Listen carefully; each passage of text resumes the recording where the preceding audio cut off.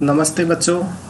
आज की इस क्लास में हम प्रश्नावली 11.4 का पहला और दूसरा सवाल हल करेंगे। तो आप इस सेशन में लास्ट तक बने रहें और इस वीडियो को लाइक करें तथा वीडियो शुरू करें उससे पहले आप इस वीडियो का लिंक अपने अन्य सहपाठियों को भी शेयर करते हैं जिससे उनको भी इसका लाभ मिल सके। और चैनल को सब्सक्राइब कर बेल आइकन के ऑल बटन को ज़रूर प्रेस कर लें ताकि प्रत्येक वीडियो की सूचना आपको समय पर प्राप्त होती रहे। तो चलिए शुरू करते हैं आज की क्लास।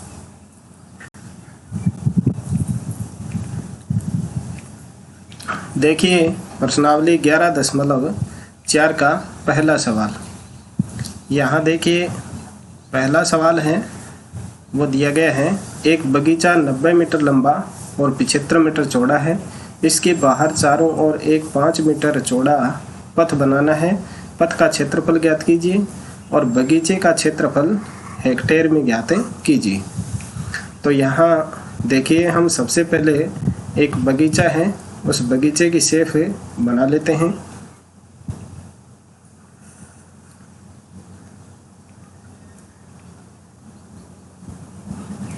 ये देखिए एक बगीचा है।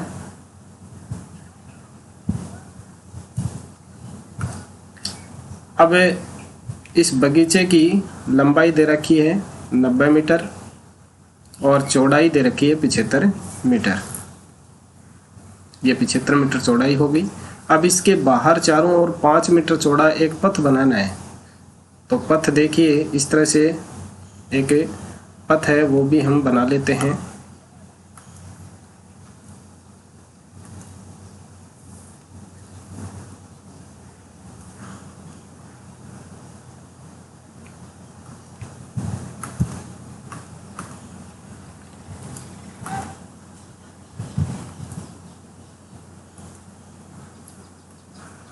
ये इस तरह से इसके चारों तरफ एक पथ बना हुआ है।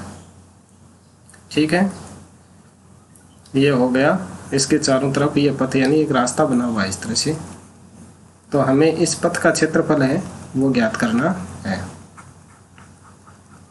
ये हो गया आपका पथ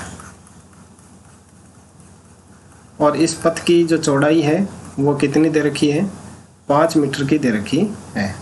यानी ये चौड़ाई है वो कितनी है इसकी, 5 मीटर है। चारों तरफ इसके 5-5 मीटर है, 5 मीटर इस तरफ भी है और 5 मीटर चौड़ाई की तरफ भी है 5 मीटर, और यहाँ भी इसकी चौड़ाई है वो 5 मीटर है। यानी चारों तरफ 5-5 मीटर चौड़ा पथ बना हुआ है। तो अब हमें ये जो रास्ता है पथ है इसका क्षेत्रफल ज्ञात करना है। तो इसके लिए हम क्या करेंगे, सबसे पहले देखिए लिख लेते हैं हम बगीचे की लंबाई और चौड़ाई। बगीचे की लंबाई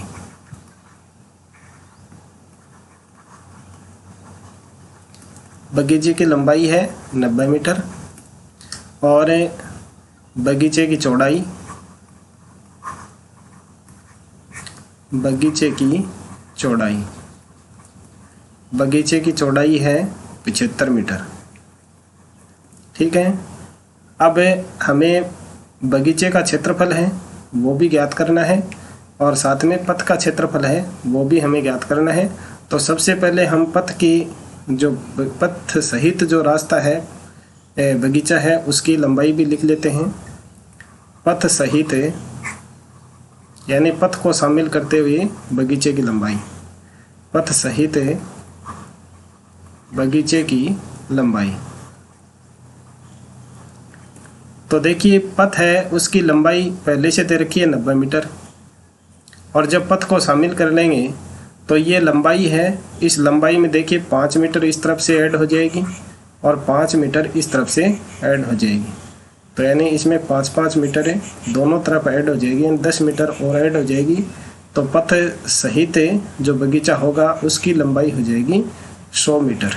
ठीक है, इसी तरह से पथ सहित बगीचे की चौड़ाई, ये नाम आप पूरे लिख लेना, मैं डैश डैश यहाँ कर देता हूँ। अब चौड़ाई पहले से कितनी है इसकी, 75 मीटर है। ये हो गई 75 प्लस है। अब देखिए जो चौड़ाई है उसमें भी देखिए 5 मीटर है, ये इस तरफ जुड़ जाएगी और 5 मीटर इस तरफ जुड़ जाएगी। तो 5 5 10 मीटर इसमें भी जुड़ जाएगी, तो ये हो जाएगी आपकी 85 मीटर। अब ज्ञात करते हैं हम सबसे पहले बगीचे का क्षेत्रफल। बगीचे का क्षेत्रफल, बगीचे का क्षेत्रफल। चूँकि बगीचा आयताकार है इसलिए आयताकार आकृतियों का क्षेत्रफल ज्ञात करने का सूत्र होता है लंबाई गुणा चौड़ाई। तो बगीचे की लंबाई कितनी है 90 मीटर और चौड़ाई दे रखी है कितनी 75 मीटर। अब क्या करेंगे हम इनका आपस में गुणा कर देंगे। तो जब 90 को 75 से गुणा करेंगे तो आएगा 6750 वर्ग मीटर। या तो वर्ग मीटर लिख दीजिए या मीटर स्क्वायर लिख दीजिए। देखिए 0 का 0 और 9 पंजे 45, असल के 4, 9 7 63, 63 और 4 67। ये हो गया 4700 वर्ग मीटर। अब यहाँ जो बगीचे का क्षेत्रफल है वो किस में पूछा गया है, हेक्टेयर में पूछा गया है। तो यहाँ देखिए 10,000 वर्ग मीटर है, उसके बराबर में 1 हेक्टेयर होता है। 10,000 वर्ग मीटर बराबर 1 हेक्टेयर होता है। तो 1 वर्ग मीटर बराबर होता है 1/1000। तो अब हमें 6750 वर्ग मीटर है उसका हेक्टेयर बनाना है, तो इसमें हम 10,000 का भाग लगा देंगे। 6750 है उसमें हम 10,000 का भाग लगा देंगे। तो यानी नीचे यहाँ देखिए 4 0 हैं, तो यहाँ ऊपर वाली जो संख्या है उसमें इकाई की तरफ से 4 अंक गिन करके दशमलव लगा देंगे। तो ये हो जाएगा 0.6750 हेक्टेयर। ये हो जाएगा इस बगीचे का क्षेत्रफल। एक आंसर तो आपका ये आ गया। अब हमें ये पथ है, इस पथ का क्षेत्रफल भी ज्ञात करना है। तो इसके लिए हम जो पथ सहित बगीचे की लंबाई और चौड़ाई ज्ञात की हैं उनको मान करके हम इसका क्षेत्रफल ज्ञात करते हैं। चलिए इसको हम अगली स्लाइड में सरल कर लेते हैं। यहाँ देखिए हम ज्ञात कर लेते हैं पथ सहित बगीचे का क्षेत्रफल। पथ सहित बगीचे का क्षेत्रफल। अब पथ सहित जो बगीचा है वो भी आयताकार है, तो इसका क्षेत्रफल भी होगा लंबाई गुणा चौड़ाई। तो यहाँ देखिए पहले बगीचे की लंबाई है वो 90 मीटर थी और उसमें 5 5 यानी 10 जोड़ दिए थे, तो लंबाई कितनी हो गई थी 100 मीटर। और पहले बगीचे की यानी पथ रहित बगीचे की लंबाई थी 75 और बाद में चौड़ाई 85 यानी 5 5 10 जुड़ गए थे उसमें, तो 85 मीटर हो गई थी। अब 100 को 85 से गुणा कर देंगे तो सीधा है 85 के आगे 2 0 लगा दीजिए, 8500 वर्ग मीटर हो जाएगी। ये तो हो गया पूरे यानी बगीचे को शामिल करते हुए और पथ को शामिल करते हुए पूरे क्षेत्र का क्षेत्रफल। अब हमें केवल बगीचे का पथ का क्षेत्रफल ज्ञात करना है, तो इसके लिए हम क्या करेंगे, पथ का क्षेत्रफल यानी जो पथ सहित बगीचे का क्षेत्रफल है उसमें केवल बगीचे का क्षेत्रफल घटा देंगे। पथ सहित बगीचे का क्षेत्रफल, बगीचे का क्षेत्रफल माइनस केवल बगीचे का क्षेत्रफल, केवल बगीचे का क्षेत्रफल। तो यहाँ देखिए पथ सहित बगीचे का क्षेत्रफल आया 8500 वर्ग मीटर और माइनस पीछे जो हमने ज्ञात किया था केवल बगीचे का क्षेत्रफल वो था 6750 वर्ग मीटर, 6750 वर्ग मीटर। ये हम इसमें से घटा देंगे।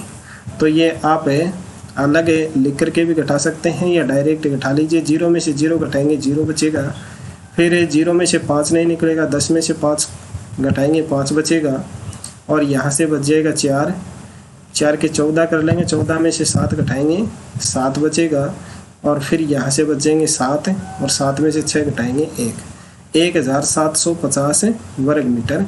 ये हो जाएगा आपके पथ का क्षेत्रफल। इस तरह से आपके 2 आंसर हो जाएंगे। पहला आंसर ये हो जाएगा पथ का क्षेत्रफल 1750 वर्ग मीटर, और दूसरा जो हमने पहले ज्ञात कर लिया था बगीचे का क्षेत्रफल हेक्टेयर में, तो ये हेक्टेयर में था 0.675 हेक्टेयर। ठीक है। अब देखिए नेक्स्ट दो का सवाल है, वो आपका दिया गया है, सेम इसी तरह से है। 125 मीटर लंबाई तथा 65 मीटर चौड़ाई वाले एक आयताकार पार्क के चारों ओर बाहर एक 3 मीटर चौड़ा पथ बना हुआ है, पथ का क्षेत्रफल ज्ञात कीजिए। सेम उसी तरह से है जैसे हमने पहला बनाया था। तो इसके लिए भी आप देखिए, ये हो गया आपका एक आयताकार पार्क, यह आयताकार पार्क हो गया, और इसके चारों तरफ है 3 मीटर चौड़ा बाहर की तरफ बना हुआ है एक रास्ता जिसकी लंबाई है 3 मीटर। तो एक इसके बाहर और बना लेते हैं हम इस तरह से, ये मान लिया बाहर की तरफ इसके ये रास्ता हो गया। ठीक है, ये हो गया रास्ता।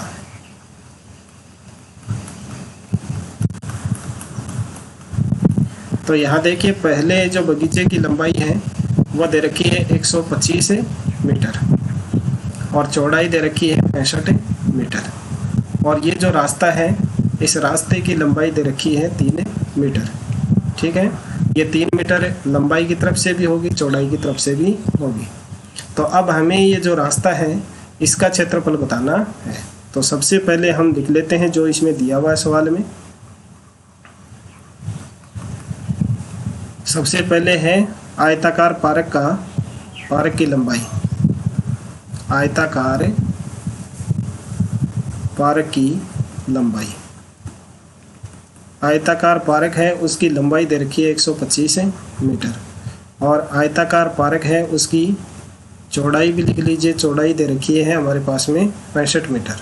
ठीक है, अब पथ को शामिल करते हुए, ये पथ है उसको शामिल करते हुए लंबाई चौड़ाई लिख लेंगे। पथ सहित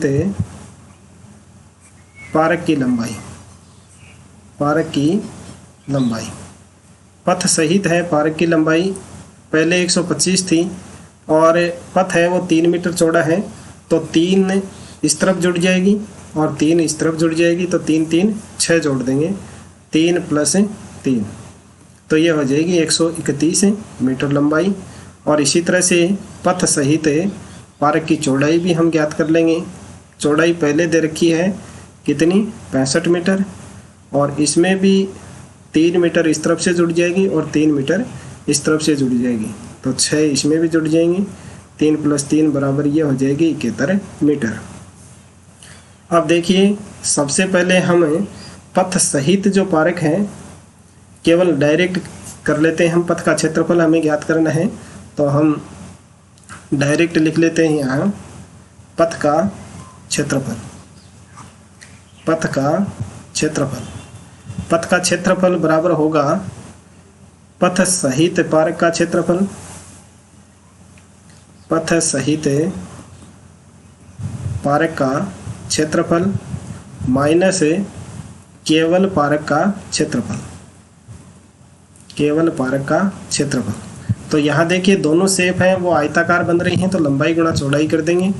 तो पथ सहित पार्क है उसकी लंबाई और चौड़ाई है वो ये दे रखी है, इनको हम आपस में गुणा कर देंगे, 131 × 71, और माइनस केवल जो पार्क है उसकी लंबाई और चौड़ाई दे रखी है 125 और 65, तो इनका हम गुणा कर लेंगे 125 × 65। ठीक है, फिर इनको हम आपस में घटा देंगे, तो वो आ जाएगी आपके इस पथ का क्षेत्रफल। ठीक है, तो यहाँ देखिए सबसे पहले हम 131 है उसको 71 से गुणा करेंगे, तो ये गुणा आपको अलग से कर लेना है।